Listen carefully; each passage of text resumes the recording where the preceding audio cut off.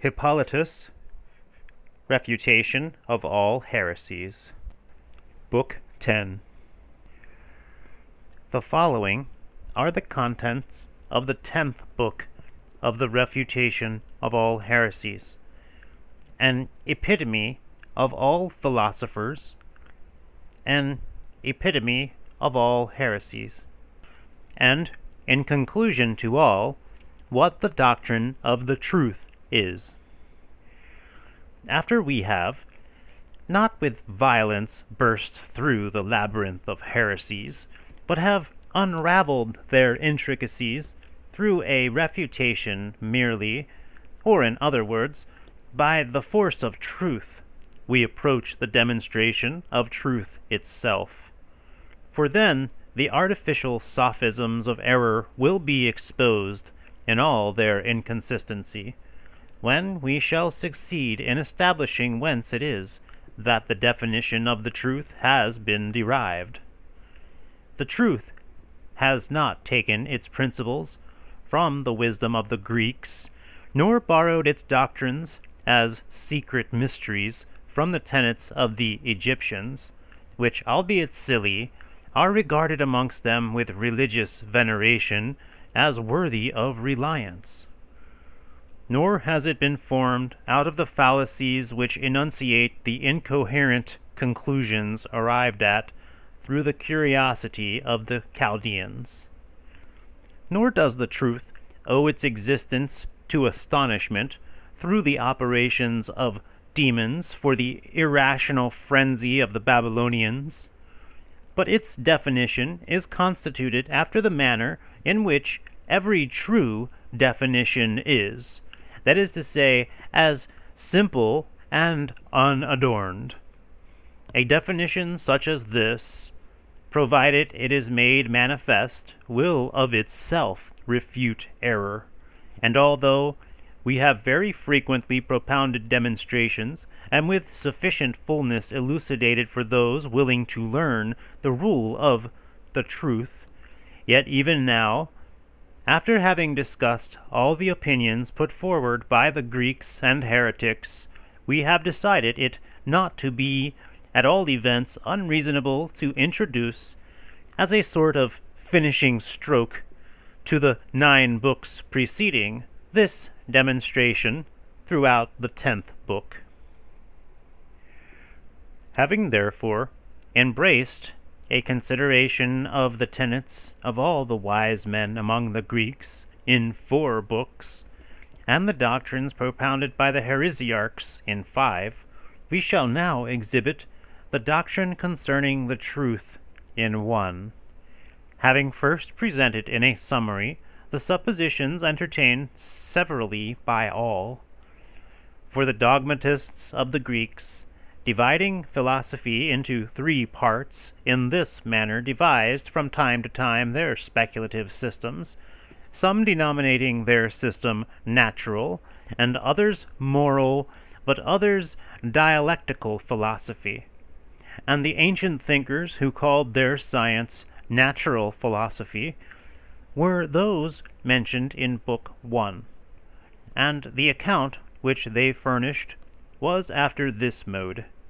Some of them derived all things from one, whereas others from more things than one. And of those who derived all things from one, some derived them from what was devoid of quality, whereas others from what was endued with quality. And among those who derived all things from quality, some derived them from fire, and some from air, and some from water, and some from earth. And among those who derived the universe from more things than one, some derived it from numerable, but others from infinite quantities.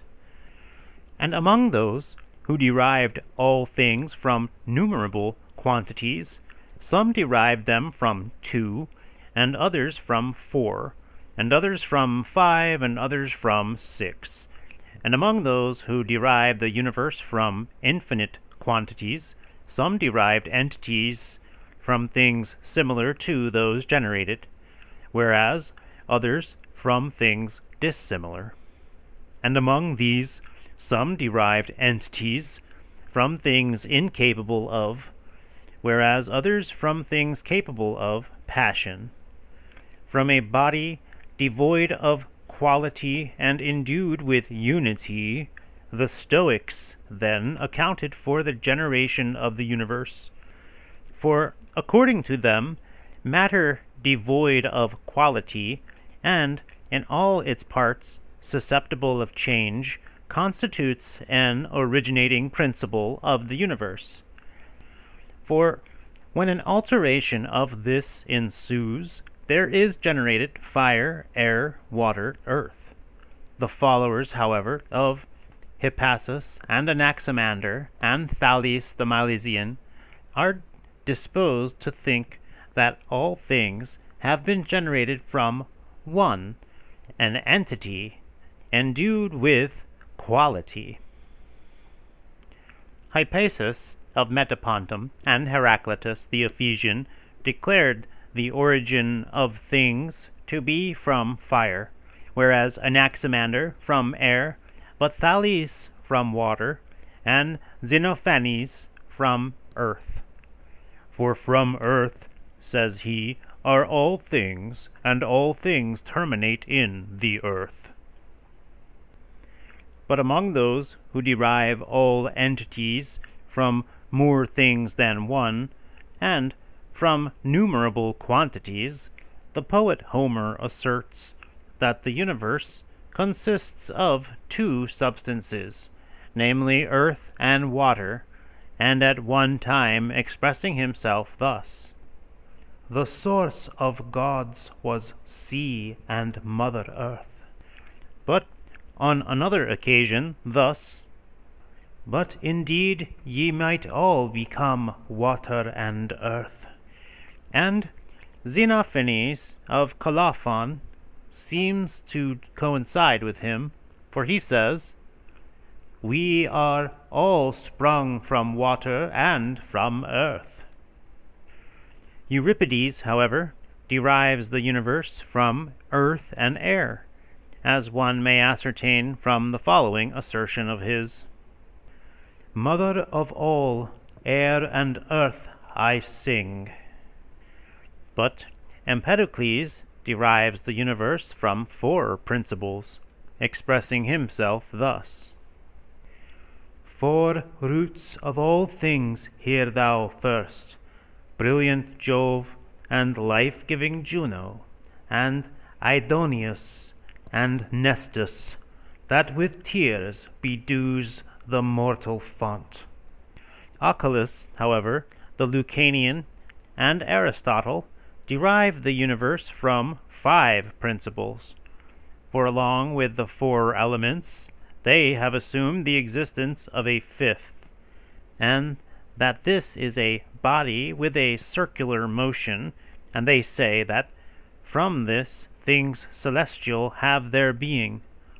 But the principles of Empedocles supposed the generation of the universe to have proceeded from six principles, from in the passage where he says, "Four roots of all things hear thou first," he produces generation out of four principles. When, however, he subjoins, "Ruinous strife apart from these, equal in every point, and with them friendship equal in length and breadth." He also delivers six principles of the universe, four of them material, earth, water, fire, and air, but two of them formative, friendship and discord. The followers, however, of Anaxagoras of Clazomene, and of Democritus, and of Epicurus, and of multitudes of others, have given it as their opinion that the generation of the universe proceeds from infinite numbers of atoms. And we have previously made partial mention of these philosophers, but Anaxagoras derives the universe from things similar to those that are being produced, whereas the followers of Democritus and Epicurus derived the universe from things both dissimilar to the entities produced and devoid of passion, that is, from atoms. But the followers of Heraclides of Pontus and of Asclepiades derived the universe from things dissimilar to the entities produced and capable of passion, as if from incongruous corpuscles. But the disciples of Plato affirm that these entities are from three principles: God, and matter, and exemplar. He divides matter, however, into four principles: fire, water, earth, and air, and he says that God is the creator of this matter, and that mind is its exemplar. Persuaded, then, that the principle of physiology is confessedly discovered to be encumbered with difficulties for all these philosophers, we ourselves also shall fearlessly declare concerning the examples of the truth, as to how they are, and as we have felt confident that they are.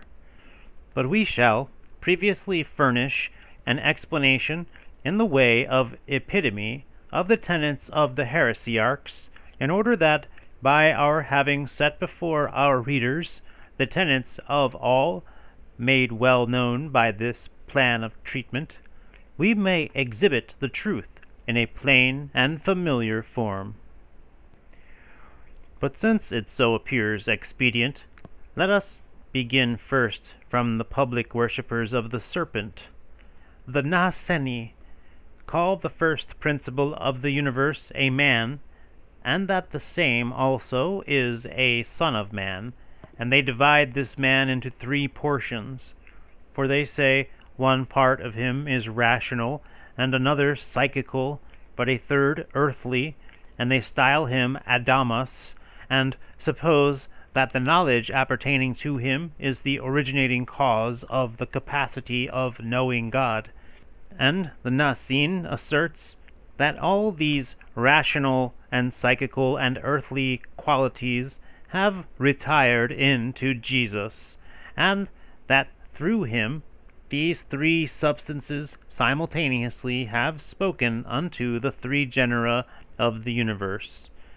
These allege that there are three kinds of existence: angelic, psychical, and earthly, and that there are three churches: angelic, psychical, and earthly, and that the names for these are chosen, called, and captive. These are the heads of doctrine advanced by them, as far as one may briefly comprehend them. They affirm that James, the brother of the Lord, delivered these tenets to Mariamne by such a statement belying both. The Peratae, however, that is to say, Adames, the Charistian, and Euphrates, the Peratic, say that there is some one world.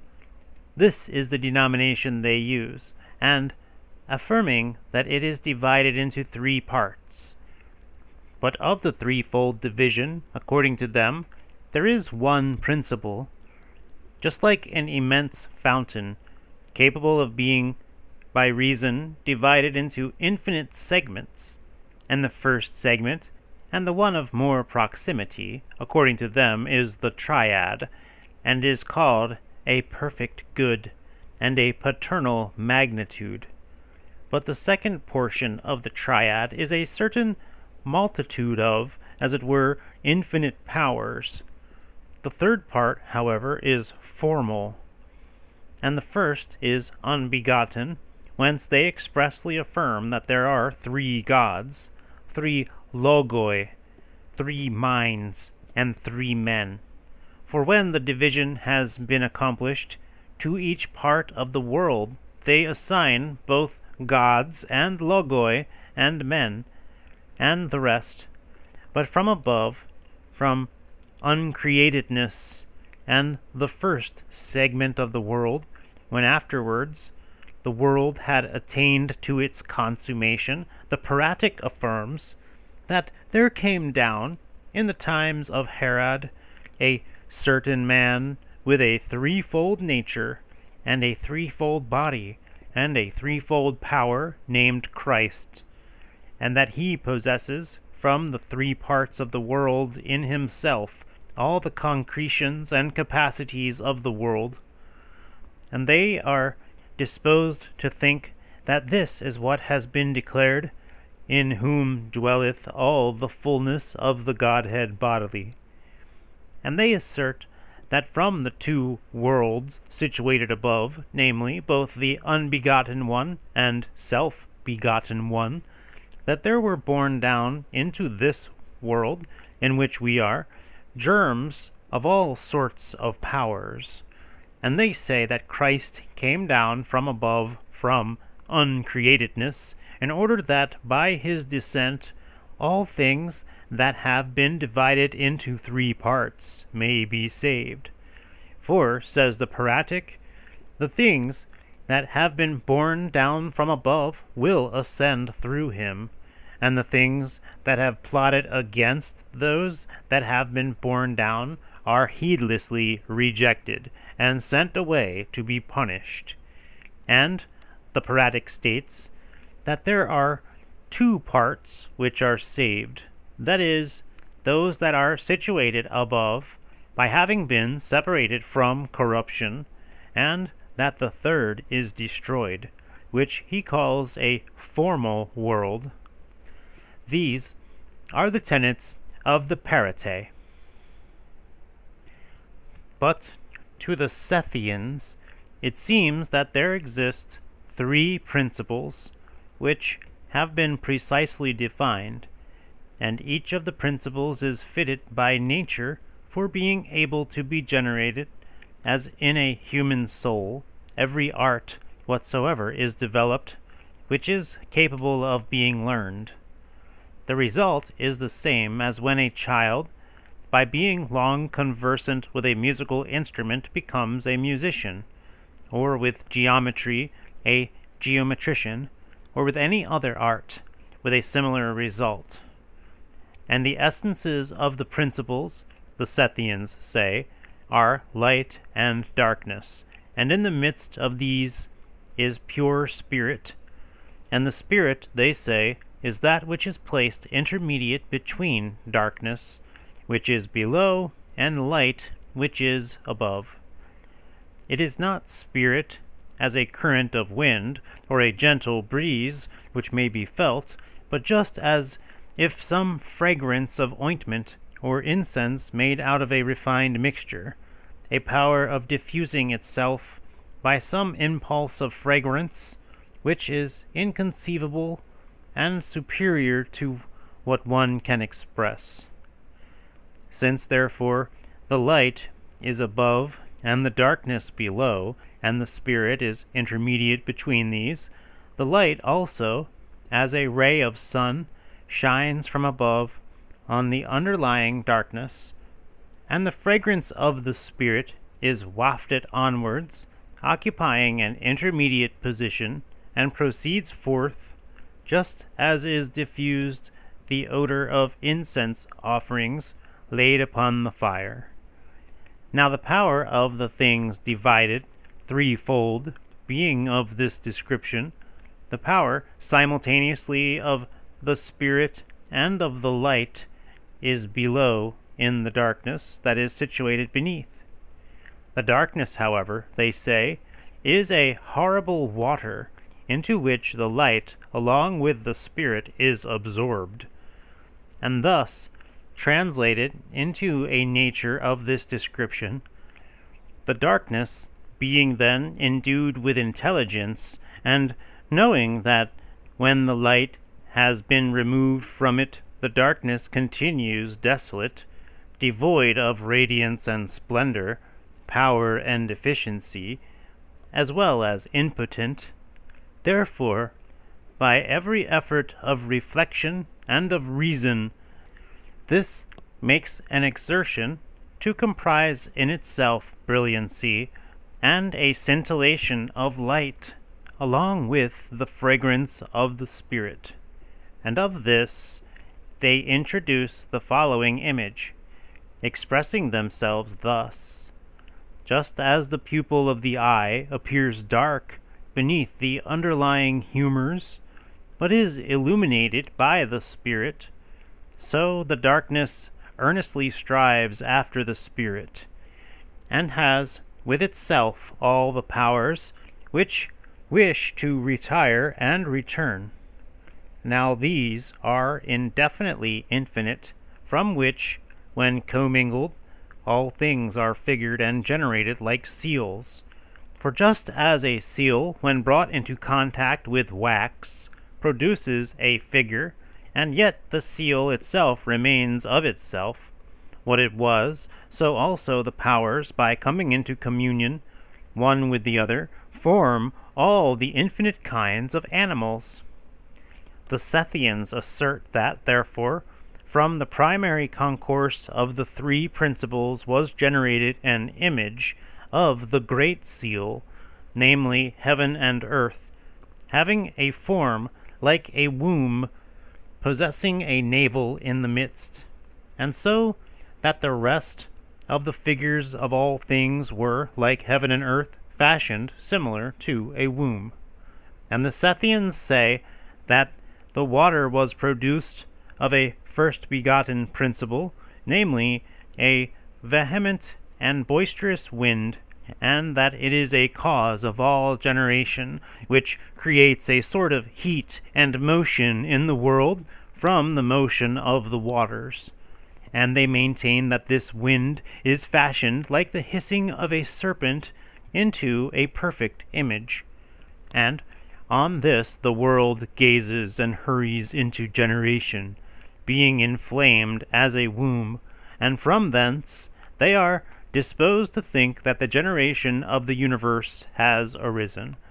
And they say that this wind constitutes a spirit, and that a perfect God has arisen from the fragrance of the waters, and that of the Spirit, and from the brilliant light, and they affirm that mind exists after the mode of generation from a female, meaning by mind the supernal spark, and that having been mingled beneath with the compounds of body, it earnestly desires to flee away, that escaping it may depart and not find dissolution on account of the deficiency in the waters.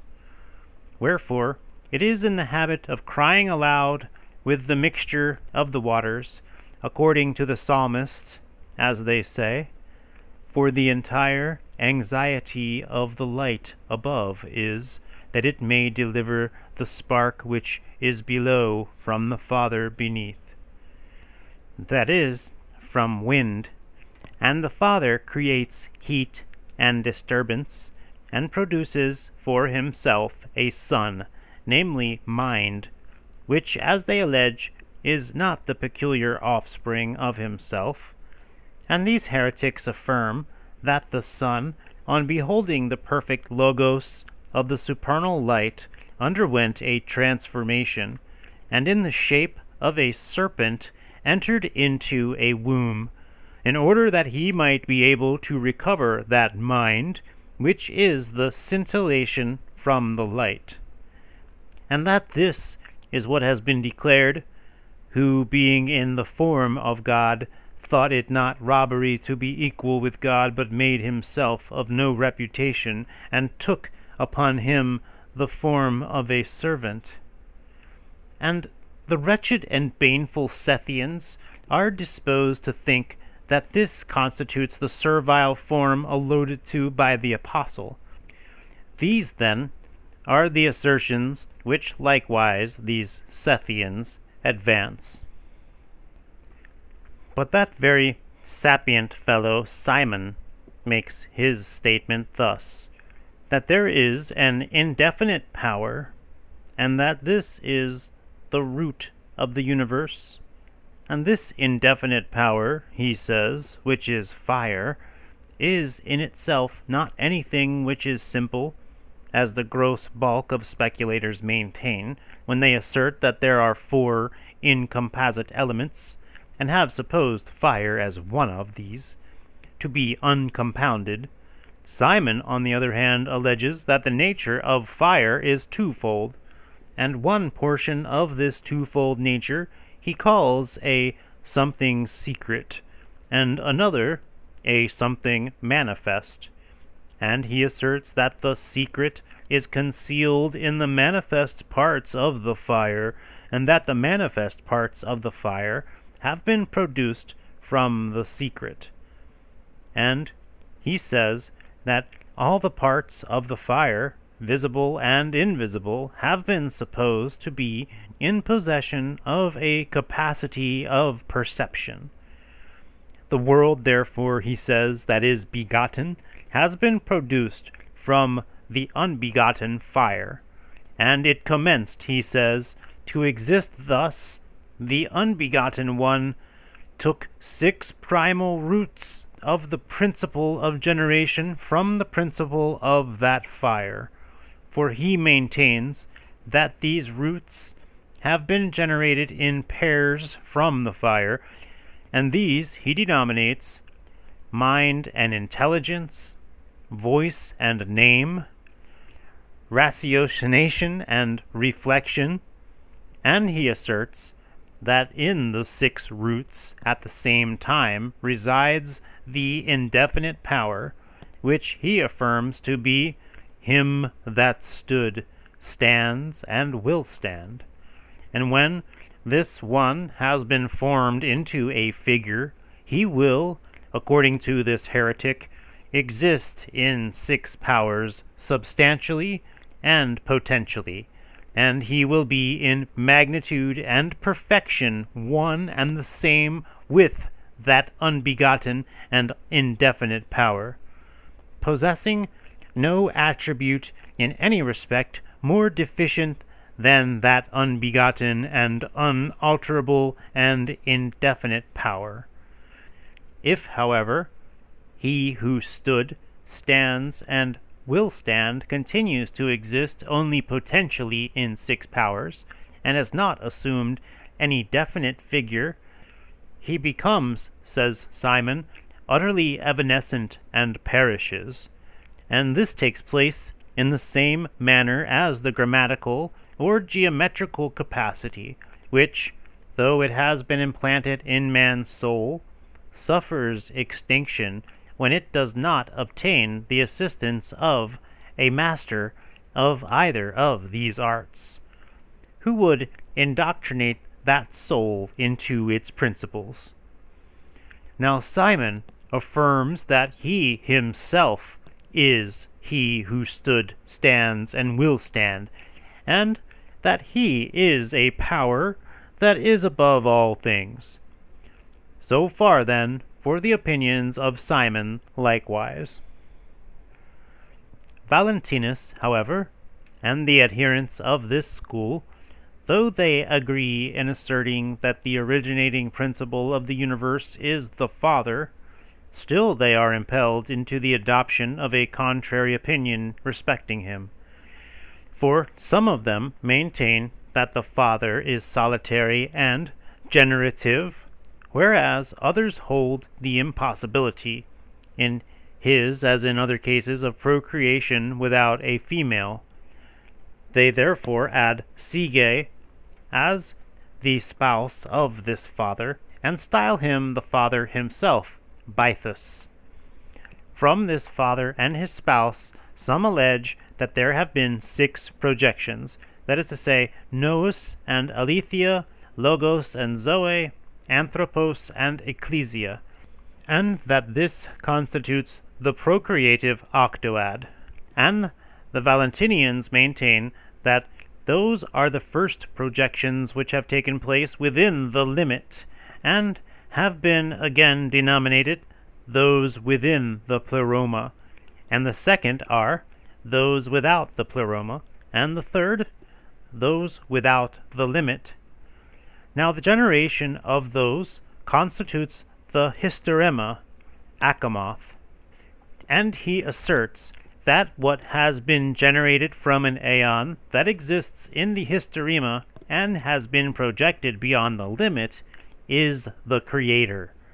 But Valentinus is not disposed to affirm what is thus generated to be primal deity, but speaks in detractive terms both of him and the things made by him. And he asserts that Christ came down from within the pleroma for the salvation of the spirit who had erred. This spirit, according to the Valentinians, resides in our inner man, and they say that this inner man obtains salvation on account of this indwelling spirit. Valentinus, however, to uphold the doctrine, determines that the flesh is not saved, and styles it a leathern tunic, and the perishable portion of man. I have already declared these tenets in the way of an epitome, inasmuch as in their systems there exists enlarged matter for discussion, and a variety of opinions. In this manner, then, it seems proper also to the school of Valentinus to propound their opinions. But Basilides also himself affirms that there is a non-existent God, who, being non-existent, has made the non-existent world, that has been formed out of the things that are not, by casting down a certain seed, as it were a grain of mustard seed, having in itself stem, leaves, branches, and fruit. Or this seed is as a peacock's egg, comprising in itself the varied multitude of colors, and this, say the Basilidians, constitutes the seed of the world, from whence all things have been produced. For they maintain that it comprises in itself all things, as it were those that as yet are non-existent, and which it has been predetermined to be brought into existence by the non-existent deity. There was, then, he says, in the seed itself a threefold sonship, in all respects of the same substance with the non-existent God, which has been begotten from things that are not. And of this sonship, divided into three parts, one portion of it was refined, another gross, and another requiring purification. The refined portion, when first the earliest putting down of the seed was accomplished by the non-existent God, immediately burst forth and ascended upwards, and proceeded towards the non-existent deity. For every nature yearns after that God on account of the excess of his beauty, but different creatures desire him from different causes. The more gross portion, however, still continues in the seed, inasmuch as it is a certain imitative nature. It was not able to soar upwards, for it was more gross than the subtle part. The more gross portion, however, equipped itself with the Holy Spirit, as it were with wings, for the sonship thus arrayed shows kindness to this spirit, and in turn receives kindness. The third sonship, however, requires purification, and therefore this continued in the conglomeration of all germs, and this displays and receives kindness.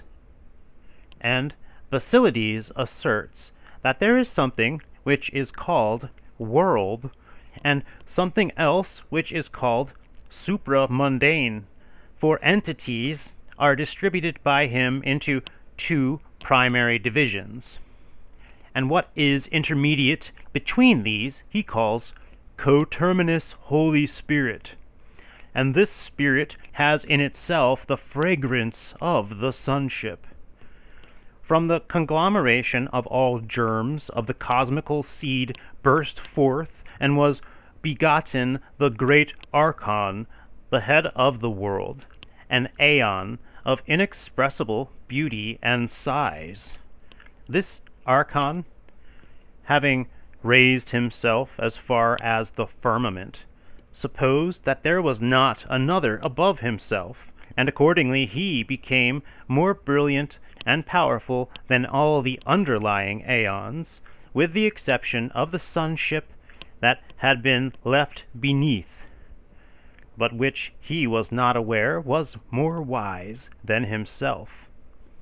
This one, having his attention turned to the creation of the world, first begat a son unto himself, superior to himself, and this son he caused to sit on his own right hand. And these Basilidians allege is the octoad. The great Archon himself then produces the entire celestial creation, and other Archon ascended from the conglomeration of all the germs, who was greater than all the underlying aeon except the sonship that had been left behind, yet far inferior to the former one. And they style this second Archon a hebdomad. He is maker and creator and controller of all things that are beneath him, and this Archon produced for himself a son more prudent and wiser than himself. Now they assert that all these things exist according to the predetermination of that non-existent God, and that there exist also worlds and intervals that are infinite. And the Basilidians affirm that upon Jesus, who was born of Mary, came the power of the gospel, which descended and illuminated the Son both of the octoad and of the hebdomad. And this took place for the purpose of enlightening and distinguishing from the different orders of beings, and purifying the sonship that had been left behind, for conferring benefits on souls, and the receiving benefits in turn. And they say that themselves are sons, who are in the world for this cause, but by teaching they may purify souls, along with the sonship may ascend to the Father above, from whom proceeded the first sonship. And they allege that the world endures until the period when all souls may have repaired thither along with the sonship. These, however, are the opinions which Basilides, who detailed them as prodigies, is not ashamed to advance. But Justinus also himself attempted to establish similar opinions with these, and expresses himself thus, that there are 3 unbegotten principles of the universe, 2 males and 1 female, and of the males 1 principle is denominated good. Now this alone is called after this mode, and is endued with a foreknowledge of the universe. And the other is father of all generated entities, and is devoid of foreknowledge, and unknown, and invisible, and is called Elohim. The female principle is devoid of foreknowledge, passionate, with 2 minds, and with 2 bodies, as we have minutely detailed in the previous discourses concerning this heretic's system. This female principle, in her upper parts, as far as the groin, is, the Justinians say, a virgin, whereas from the groin downwards a snake, and such is denominated Edom and Israel. This heretic alleges that these are the principles of the universe, from which all things have been produced, and he asserts that Elohim, without foreknowledge, passed into inordinate desire for the half-virgin, and that having had intercourse with her, he begot 12 angels, and the names of these he states to be those already given. And of these, the paternal ones are connected with the Father, and the maternal with the Mother. And Justinus maintains that these are the trees of paradise, concerning which Moses has spoken in an allegorical sense the things written in the law. And Justinus affirms that all things were made by Elohim and Edom, and he says that animals, with the rest of the creatures of this kind, are from a part resembling a beast, whereas man from the parts above the groin. And Edom is supposed by Justin to have deposited in man himself the soul, which was her power, but Elohim the spirit. And Justinus alleges that this Elohim, after having learned his origin, ascended to the good being and deserted Edom. And this heretic asserts that Edom, enraged on account of such treatment, concocted all this plot against the spirit of Elohim, which he deposited in man. And Justinus informs us that for this reason the Father sent Baruch and issued directions to the prophets in order that the spirit of Elohim might be delivered, and that all might be seduced away from Edom. But this heretic alleges that even Hercules was a prophet, and that he was worshipped by Omphale, that is, by Babel, and the Justinians call the latter Venus. And they say that afterwards, in the days of Herod, Jesus was born son of Mary and Joseph, to whom he alleges Baruch had spoken. And Justinus asserts that Edom plotted against this Jesus, but could not deceive him, and for this reason that she caused him to be crucified. And the spirit of Jesus, says Justinus, ascended to the good being. And the Justinians maintain that the spirits of all who thus obey those silly and futile discourses will be saved, and that the body and soul of Edom have been left behind. But the foolish Justinus calls this Edom earth. Now, the Docetae advance assertions of this description, that the primal deity is as a seed of the fig tree, and that from this proceeded 3 aeons, as the stem and the leaves and the fruit, and that these projected 30 aeons, each of them 10, and that they were all united in decades, but differed only in positions, as some were before others. And the Docetae assert that infinite aeons were indefinitely projected, and that all these were hermaphrodites. And they say that these aeons formed a design of simultaneously going together into one aeon, and that from this, the intermediate aeon, and from the Virgin Mary, they begot a Savior of all. And this Redeemer was like in every respect to the first seed of the fig tree, but inferior in this respect, from the fact of his having been begotten. For the seed whence the fig tree springs is unbegotten. This, then, was the great light of the aeons. It was entirely radiance, which receives no adornment and comprises in itself the forms of all animals. And the Docetae maintain that this light, on proceeding into the underlying chaos, afforded a cause of existence to the things that were produced, and those actually existing, and that on coming down from above, it impressed on chaos beneath the forms of everlasting species.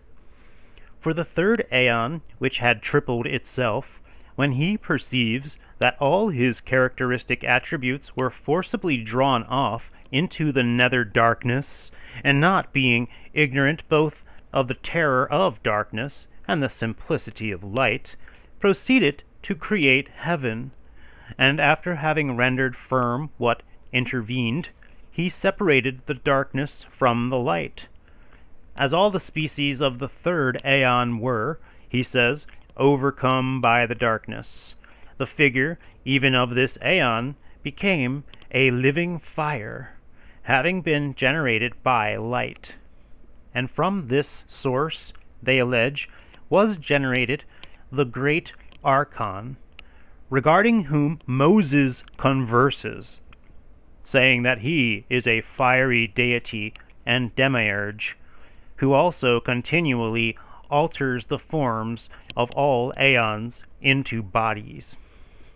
And the Docetae allege that these are the souls for whose sake the Savior was begotten, and that he points out the way through which the souls will escape that are now overpowered by darkness. And the Docetae maintain that Jesus arrayed himself in that only begotten power, and for this reason he could not be seen by any on account of the excessive magnitude of his glory. And they say that all the occurrences took place with him as it has been written in the Gospels. But the followers of Monoemus, the Arabian, assert that the originating principle of the universe is a primal man and son of man, and that, as Moses states, the things that have been produced were produced not by the primal man, but by the son of that primal man, yet not by the entire son, but by part of him. And Monoemus asserts that the son of man is iota, which stands for 10, the principal number in which is inherent the subsistence of all number in general, and through which every number in particular consists, as well as the generation of the universe, fire, air, water, and earth. But inasmuch as this is one iota and one tittle, and what is perfect emanates from what is perfect, or in other words, a tittle flows down from above, containing all things in itself. Therefore, whatsoever things also the man possesses, the father of the son of man possesses likewise. Moses, therefore, says that the world was made in 6 days, that is, by 6 powers, out of which the world was made by the one tittle. For cubes and octahedrons and pyramids and all figures similar to these, having equal superficies, out of which consists fire, air, water, and earth, have been produced from numbers comprehended in that simple tittle of the iota, which is Son of Man. When, therefore, says Monoemus, Moses mentions the rod being brandished for the purpose of bringing the plagues upon Egypt, he alludes allegorically to the alterations of the world of iota. Nor did he frame more than 10 plagues. If, however, says he, you wish to become acquainted with the universe, search within yourself who is it that says, my soul, my flesh, and my mind, and who is it that appropriates each one thing unto himself, as another would do for himself. Understand that this is a perfect one, arising from one that is perfect, and that he considers as his own all so-called non-entities and all entities. These, then, are the opinions of Monoemus also.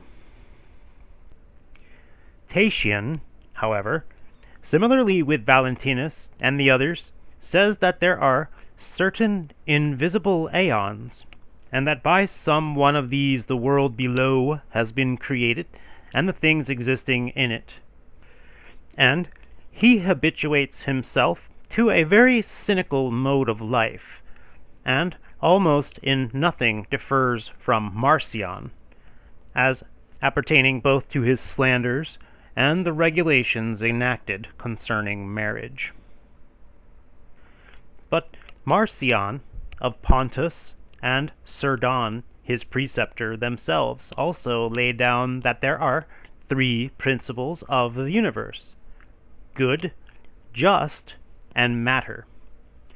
Some disciples, however, of these add a fourth, saying good, just, evil, and matter. But they all affirm that the good being has made nothing at all, though some denominate the just one likewise evil, whereas others that his only title is that of just. And they allege that the just being made all things out of subjacent matter, for that he made them not well, but irrationally. For it is requisite that the things made should be similar to the maker, wherefore also they thus employ the evangelical parables, saying, "A good tree cannot bring forth evil fruit," and the rest of the passage. Now Marcion alleges that the conceptions badly devised by the just one himself constituted the illusion in this passage, and he says that Christ is the Son of the good being, and was sent for the salvation of souls by him whom he styles the inner man. And he asserts that he appeared as a man, though not being a man, and as incarnate, though not being incarnate, and he maintains that his manifestation was only fantastic, and that he underwent neither generation nor passion except in appearance. And he will not allow that flesh rises again, but in affirming marriage to be destruction, he leads his disciples towards a very cynical life. And by these means he imagines that he annoys the Creator if he should abstain from the things that are made or appointed by him. But Apelles, a disciple of this heretic, was displeased at the statements advanced by his preceptor, as we have previously declared, and by another theory supposed that there are 4 gods. And the first of these he alleges to be the good being, whom the prophets did not know, and Christ to be his Son. And the second, God, he affirms to be the creator of the universe, and him he does not wish to be a god. And the third God he states to be the fiery one that was manifested, and the fourth to be an evil one. And Apelles calls these angels, and by adding to their number Christ likewise, he will assert him to be a 5th God. But this heretic is in the habit of devoting his attention to a book which he calls Revelations of a certain Philomene, whom he considers a prophetess, and he affirms that Christ did not receive his flesh from the Virgin, but from the adjacent substance of the world. In this manner he composed his treatises against the law and the prophets, and attempts to abolish them as if they had spoken falsehoods, and had not known God. And Apelles, similarly with Marcion, affirms that the different sorts of flesh are destroyed. Cerinthus, however, himself having been trained in Egypt, determined that the world was not made by the first God, but by a certain angelic power, and this power was far separated and distant from that sovereignty which is above the entire circle of existence, and it knows not the God that is above all things. And he says that Jesus was not born of a virgin, but that he sprang from Joseph and Mary as their son, similar to the rest of men, and that he excelled in justice, prudence, and understanding above all the rest of mankind. And Cerinthus maintains that after Jesus' baptism, Christ came down in the form of a dove upon him from the sovereignty that is above the whole circle of existence, and that then he proceeded to preach the unknown Father and to work miracles. And he asserts that at the conclusion of the Passion, Christ flew away from Jesus, but that Jesus suffered, and that Christ remained incapable of suffering, being a spirit of the Lord. But the Ebioneans assert that the world is made by the true God, and they speak of Christ in a similar manner with Cerinthus. They live, however, in all respects according to the law of Moses, alleging that they are thus justified. But Theodotus of Byzantium introduced a heresy of the following description, alleging that all things were created by the true God, whereas that Christ, he states, in a manner similar to that advocated by the Gnostics already mentioned, made his appearance according to some mode of this description. And Theodotus affirms that Christ is a man of a kindred nature with all men, but that he surpasses them in this respect, that according to the counsel of God, he had been born of a virgin, and the Holy Ghost had overshadowed his mother. This heretic, however, maintained that Jesus had not assumed flesh in the womb of the Virgin, but that afterwards Christ descended upon Jesus at his baptism in the form of a dove. And from this circumstance, the followers of Theodotus affirm that at first miraculous powers did not acquire operating energy in the Savior himself. Theodotus, however, determines to deny the divinity of Christ.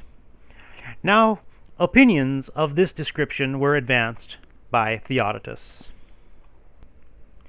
And others also make all their assertions similarly with those which have been already specified, introducing one only alteration, that is to say, in respect of regarding Melchizedek as a certain power. But they allege that Melchizedek himself is superior to all powers, and according to his image, they are desirous of maintaining that Christ likewise is generated. The Phrygians, however, derive the principles of their heresy from a certain Montanus, Priscilla, and Maximilla, and regard these wretched women as prophetesses, and Montanus as a prophet. In respect, however, of what appertains to the origin and creation of the universe, the Phrygians are supposed to express themselves correctly, while in the tenets which they enunciate respecting Christ, they have not irrelevantly formed their opinions. But they are seduced into error in common with the heretics previously alluded to, and devote their attention to the discourses of these above the Gospels, thus laying down regulations concerning novel and strange fasts. But others of them, being attached to the heresy of the Noetians, entertain similar opinions to those relating to the silly women of the Phrygians and to Montanus. As regards, however, the truths appertaining to the Father of the entire of existing things, they are guilty of blasphemy, because they assert that he is Son and Father, visible and invisible, begotten and unbegotten, mortal and immortal. These have taken occasion from a certain Noetus to put forward their heresy. But in like manner also, Noetus, being by birth a native of Smyrna, and a fellow addicted to reckless babbling, as well as crafty withal, introduced among us this heresy, which originated from one Epigonus. It reached Rome, and was adopted by Cleomenes, and so has continued to this day among his successors. Noetus asserts that there is one Father and God of the universe, and that he made all things, and was imperceptible to those that exist when he might so desire. Noetus maintained that the Father then appeared when he wished, and he is invisible when he is not seen, but visible when he is seen. And this heretic also alleges that the Father is unbegotten when he is not generated, but begotten when he is born of a virgin, as also that he is not subject to suffering, and is immortal when he does not suffer or die. When, however, his passion came upon him, Noetus allows that the Father suffers and dies, and the Noetians suppose that this Father himself is called Son, and vice versa, in reference to the events which at their own proper periods happened to them severally.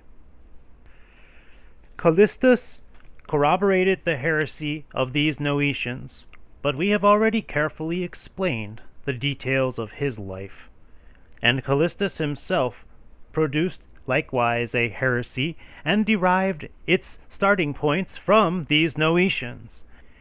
Namely, so far as he acknowledges that there is one Father and God, that is to say, the Creator of the universe, and that this God is spoken of and called by the name of Son, yet in that substance he is one Spirit. For Spirit, as the deity, is, he says, not any being different from the Logos, or the Logos from the deity. Therefore, this one person, according to Callistus, is divided nominally, but substantially not so. He supposes this one Logos to be God, and affirms that there was in the case of the Word an incarnation, and he is disposed to maintain that he who was seen in the flesh and was crucified is Son, but that the Father it is who dwells in him.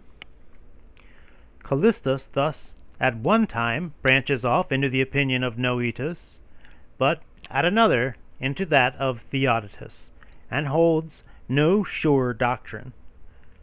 These, then, are the opinions of Callistus.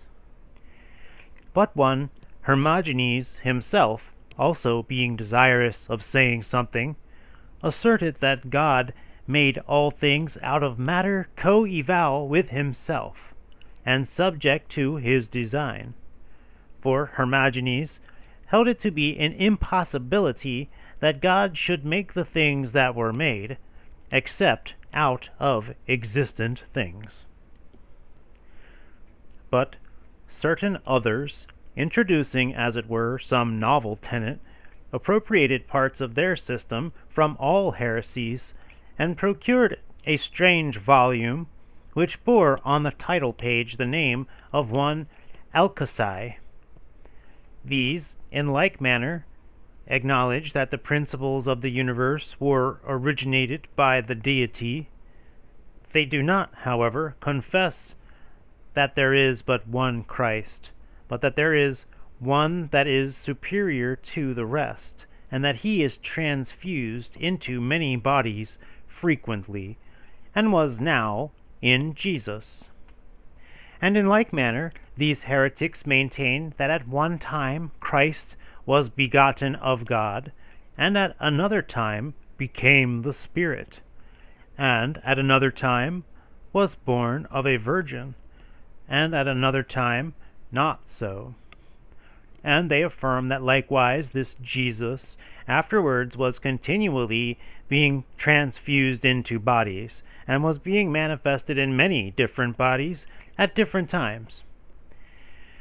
And they resort to incantations and baptisms in their confession of elements. and they occupy themselves with bustling activity in regard to astrological and mathematical science, and of the art of sorcery. But also they allege themselves to have powers of prescience.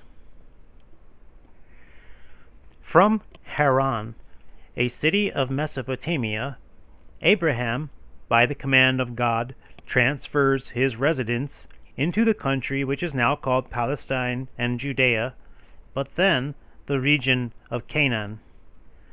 Now, concerning this territory, we have in part, but still not negligently, rendered an account in other discourses. From the circumstance, then, of this migration is traceable the beginning of an increase of population in Judea, which obtained its name from Judah, fourth son of Jacob, whose name was also called Israel, from the fact that a race of kings would be descended from him. Abraham removes from Mesopotamia when 75 years old, and when 100 years old he begat Isaac. But Isaac, when 60 years of age, begat Jacob, and Jacob, when 86 years old, begat Levi, and Levi, at 40 years of age, begat Cath, and Cath was 4 years of age when he went down with Jacob into Egypt.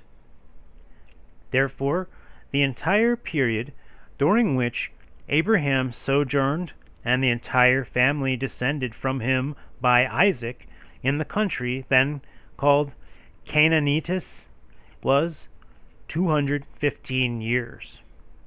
But the father of this Abraham is Thare, and of this Thare the father is Nahor, and of this Nahor the father is Serach, and of this Serach the father is Reu, and of this Reu the father is Peleg, and of this Peleg the father is Heber, and so it comes to pass that the Jews are denominated by the name of Hebrews.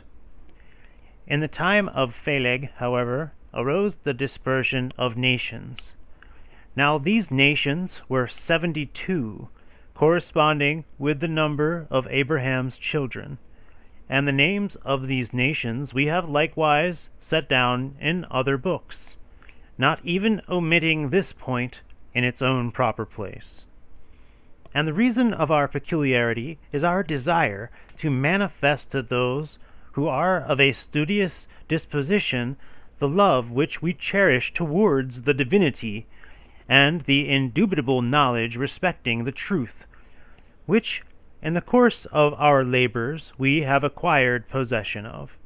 But of this Heber the father is Salah, and of this Salah the father is Canaan, and of this Canaan the father is Arphaxad, whose father is Shem, and of this Shem the father is Noah. And in Noah's time there occurred a flood throughout the entire world, which neither Egyptians nor Chaldeans nor Greeks recollect. For the inundations which took place in the age of Ogyges and Deucalion prevailed only in localities where these dwelt. There are then, in the case of these patriarchs, that is, from Noah to Heber, inclusive, 5 generations and 495 years. This Noah, inasmuch as he was a most religious and God-loving man, alone with wife and children, and the 3 wives of these escaped the flood that ensued. And he owed his preservation to an ark, and both the dimensions and relics of this ark are, as we have explained, shown to this day in the mountains called Ararat, which are situated in the direction of the country of the Adiabeni. It is then possible for those who are disposed to investigate the subject industriously to perceive how clearly has been demonstrated the existence of a nation of worshippers of the true God, more ancient than all the Chaldeans, Egyptians, and Greeks. What necessity, however, is there at present to specify those who, anterior to Noah, were both devout men and permitted to hold converse with the true God, inasmuch as so far the subject taken in hand is concerned. This testimony in regard of the antiquity of the people of God is sufficient. But since it does not seem irrational to prove that these nations, that had their attention engrossed with the speculations of philosophy, are of more modern date than those that had habitually worshipped the true God, it is reasonable that we should state both whence the family of these latter originated, and that when they took up their abode in these countries they did not receive a name from the actual localities, but claimed for themselves names from those who were primarily born and had inhabited these. Noah had 3 sons, Shem, Ham, and Japheth. From these the entire family of man was multiplied, and every quarter of the earth owes its inhabitants in the first instance to these. For the word of God to them prevailed, and the Lord said, Be fruitful and multiply, and replenish the earth. So great efficacy had that one word, that from the 3 sons of Noah are begotten in the family 72 children, that is to say, from Shem 25, from Japheth 15, and from Ham 32.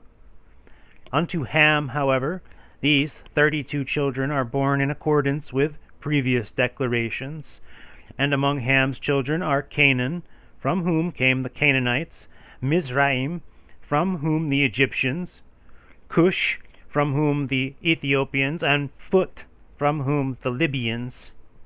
These according to the language prevalent among them, and up to the present day styled by the appellation of their ancestors.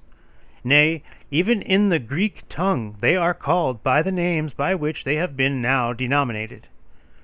But even supposing that neither these localities had been previously inhabited, nor that it could be proved that a race of men from the beginning existed there, nevertheless these sons of Noah, a worshipper of God, are quite sufficient to prove the point at issue. For it is evident that Noah himself must have been a disciple of devout people, for which reason he escaped the tremendous, though transient, threat of water. How then should not the worshippers of the true God be of greater antiquity than all Chaldeans, Egyptians, and Greeks? For we must bear in mind that the father of these Gentiles was born from this Japheth, and received the name Yavan, and became the progenitor of Greeks and Ionians.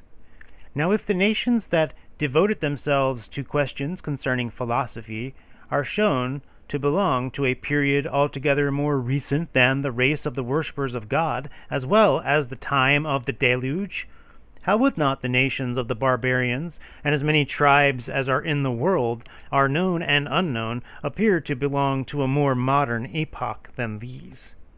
Therefore ye Greeks, Egyptians, Chaldeans, and the entire race of men, become adepts in this doctrine, and learn from us, who are the friends of God, what the nature of God is, and what his well-arranged creation. And we have cultivated this system, not expressing ourselves in mere pompous language, but executing our treatises in terms that prove our knowledge of truth and our practice of good sense, our object being the demonstration of his truth.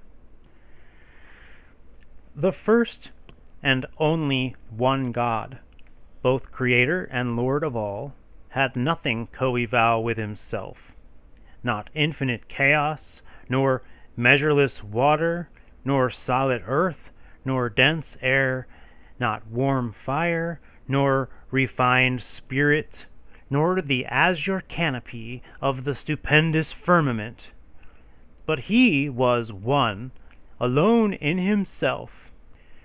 By an exercise of his will, he created things that are, which antecedently had no existence, except that he willed to make them.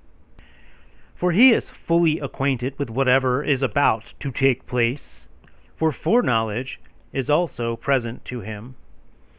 The different principles, however, of what will come into existence he first fabricated, that is to say, fire and spirit, water and earth, from which diverse elements he proceeded to form his own creation, and some objects he formed of one essence, and others he compounded from two, and others from three, and others from four. And those formed of one substance were immortal, for in their case dissolution does not follow, for what is one will never be dissolved. Those, on the other hand, which are formed out of two or three or four substances are dissoluble. Wherefore also are they named mortal. For this has been denominated death, namely the dissolution of substances connected. I now therefore think that I have sufficiently answered those endued with a sound mind, who, if they are desirous of additional instruction, and are disposed accurately to investigate the substances of these things, and the causes of the entire universe, will become acquainted with these points should they peruse a work of ours comprised under the title Concerning the Substance of the Universe. I consider, however, that at present it is enough to elucidate the causes of which the Greeks, not being aware, glorified in pompous phraseology the parts of creation, while they remained ignorant of the Creator. And from these the heresiarchs have taken occasion, and have transformed the statements previously made by those Greeks into similar doctrines, and have thus framed ridiculous heresies. Therefore, this solitary and supreme deity, by an exercise of reflection, brought forth the Logos first, not the Word in the sense of being articulated by voice, but as a ratiocination of the universe, conceived and residing in the divine mind. Him alone he produced from existing things, for the Father himself constituted existence, and being born from him was the cause of all things that are produced. The Logos was in the Father himself, bearing the will of his progenitor, and not being unacquainted with the mind of the Father. For simultaneously with his procession from his progenitor, inasmuch as he is this progenitor's firstborn, he has, as a voice in himself, the ideas conceived in the Father. And so it was that when the Father ordered the world to come into existence, the Logos, one by one, completed each object of creation, thus pleasing God. And some things which multiply by generation he formed male and female, but whatsoever beings were designed for service and ministration he made either male, or not requiring females, or neither male nor female. But even the primary substances of these, which were formed out of non-entities, that is to say, fire and spirit, water and earth, are neither male nor female, nor could male or female proceed from any one of these, were it not that God, who is the source of all authority, wished that the Logos might render assistance in accomplishing a production of this kind. I confess that angels are of fire, and I maintain that female spirits are not present with them.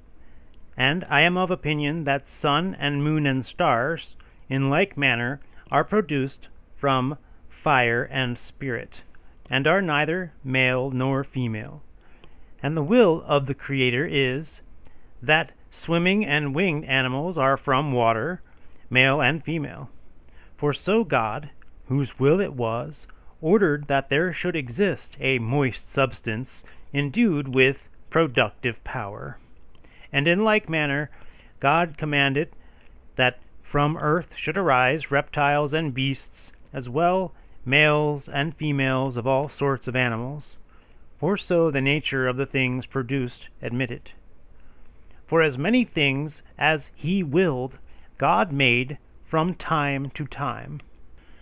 These things he created through the Logos, it not being possible for things to be generated otherwise than as they are produced.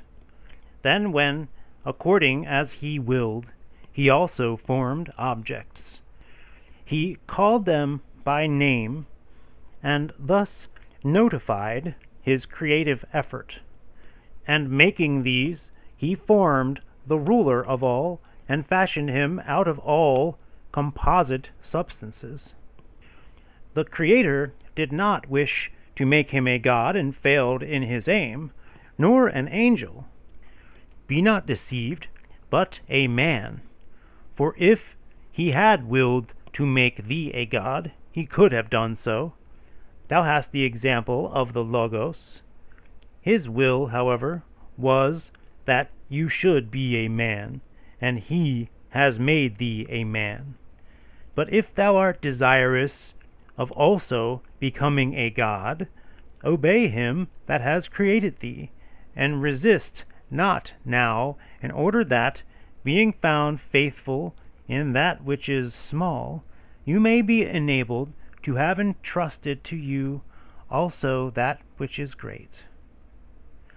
The Logos alone of this God is from God himself, wherefore also the Logos is God, being the substance of God.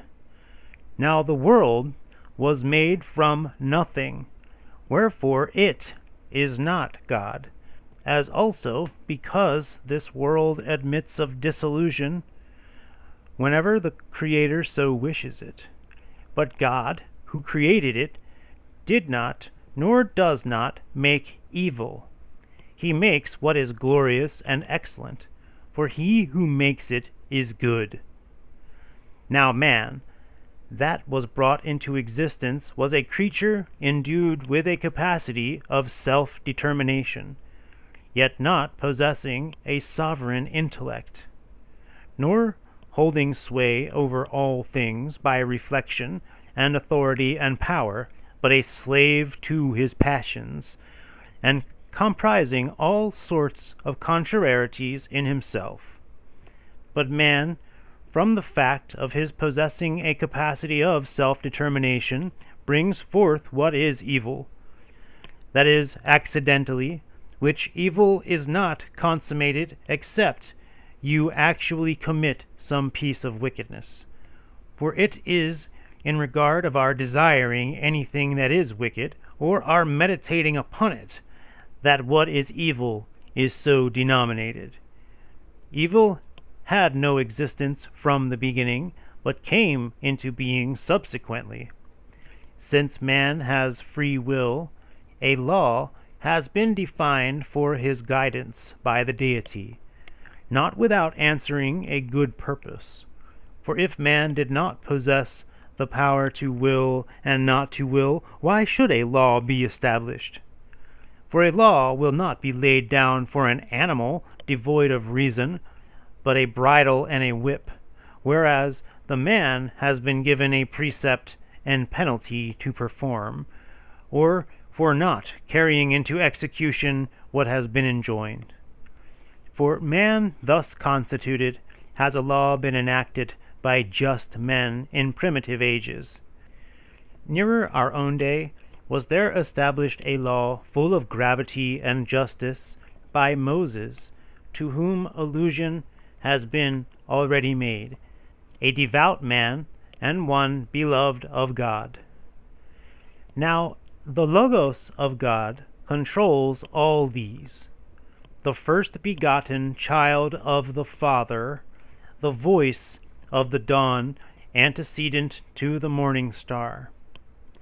Afterwards, just men were born, friends of God, and these have been styled prophets on account of their foreshowing future events. And the word of prophecy was committed unto them, not for one age only, but also the utterances of events predicted throughout all generations were vouchsafed in perfect clearness, and this too, not at the time merely when seers furnished a reply to those present, but also events that would happen throughout all ages have been manifested beforehand, because, in speaking of incidents gone by, the prophets brought them back to the recollection of humanity, whereas in showing forth present occurrences, they endeavored to persuade men not to be remiss, while, by foretelling future events, they have rendered each one of us terrified on beholding events that have been predicted long ago, and on expecting likewise those events predicted as still future. Such is our faith, O all ye men, ours, I say, who are not persuaded by empty expressions, nor caught away by sudden impulses of the heart, nor beguiled by the plausibility of eloquent discourses, yet who do not refuse to obey words that have been uttered by divine power. These injunctions has God given to the Word, but the Word, by declaring them, promulgated the divine commandments, thereby turning man from disobedience, not bringing him into servitude by force of necessity, but summoning him to liberty through a choice involving spontaneity. This Logos, the Father, in the latter days sent forth, no longer to speak by a prophet, and not wishing that the word being obscurely proclaimed should be made the subject of mere conjecture, but that he should be manifested so that we could see him with our own eyes. This Logos, I say, the Father sent forth in order that the world on beholding him might reverence him who was delivering precepts not by the person of prophets, nor terrifying the soul by an angel, but who was himself, he that had spoken, corporally present among us. This Logos we know to have received a body from a virgin, and to have remodeled the old man by a new creation.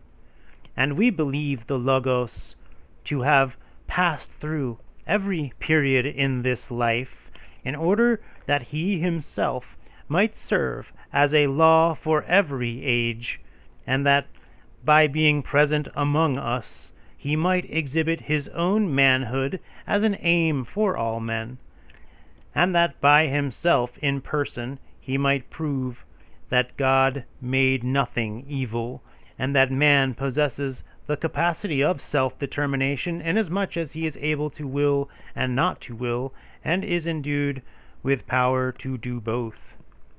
This man we know to have been made out of the compound of our humanity, for if he were not of the same nature with ourselves, in vain does he ordain that we should imitate the teacher.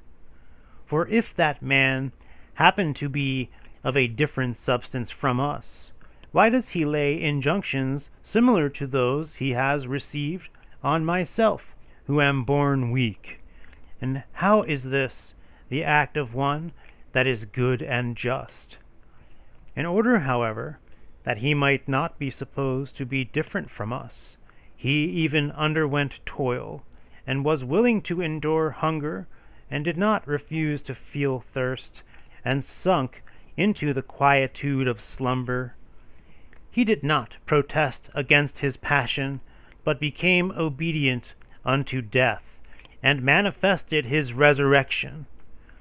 Now, in all these acts he offered up as the first fruits his own manhood, in order that thou, when thou art in tribulation, mayest not be disheartened, but, confessing thyself to be a man of like nature with the Redeemer, mayest dwell in expectation of also receiving what the Father has granted unto this Son. Such is the true doctrine in regard of the divine nature, O ye men, Greeks and barbarians, Chaldeans and Assyrians, Egyptians and Libyans, Indians and Ethiopians, Celts and ye Latins, who lead armies, and all ye that inhabit Europe and Asia and Libya, and to you I am become an adviser, inasmuch as I am a disciple of the benevolent Logos, and hence humane, in order that you may hasten, and by us may be taught who the true God is, and what is his well-ordered creation. Do not devote your attention to the fallacies of artificial discourses, nor the vain promises of plagiarizing heretics, but to the venerable simplicity of unassuming truth. And by means of this knowledge you shall escape the approaching threat of the fire of judgment, and the rayless scenery of gloomy Tartarus, where never shines a beam from the irradiating voice of the Word. You shall escape the boiling flood of hell's eternal lake of fire, and the eye ever fixed in menacing glare of fallen angels chained in Tartarus as punishment for their sins. And you shall escape the worm that ceaselessly coils for food around the body whose scum has bred it. Now such torments as these shalt thou avoid by being instructed in a knowledge of the true God, and thou shalt possess an immortal body, even one placed beyond the possibility of corruption, just like the soul. And thou shalt receive the kingdom of heaven, thou who, whilst thou didst sojourn in this life, didst know the celestial King. And thou shalt be the companion of the deity, and a co-heir with Christ, no longer enslaved by lusts or passions, and never again wasted by disease, for thou hast become God. For whatever sufferings thou didst undergo while becoming a man, these he gave to thee, because thou wast of mortal mold. But whatever it is consistent with God to impart, these God has promised to bestow upon thee, because thou hast been deified and begotten into immortality. This constitutes the import of the proverb, know thyself. That is, discover God within thyself, for he has formed thee after his own image. For with the knowledge of self is conjoined the being an object of God's knowledge, for thou art called by the deity himself. Be not therefore inflamed, O ye men, with enmity towards one another, nor hesitate to retrace with all speed your steps. For Christ is the God above all, and he has arranged to wash away sin from human beings, rendering regenerate the old man.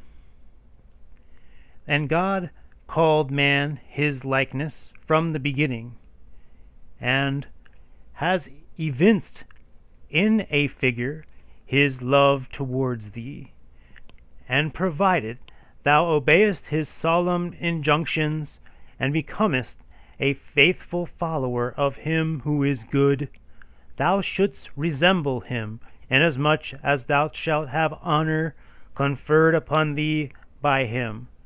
For the deity, by condescension, does not diminish aught of the divinity of his divine perfection, having made thee even God unto his glory.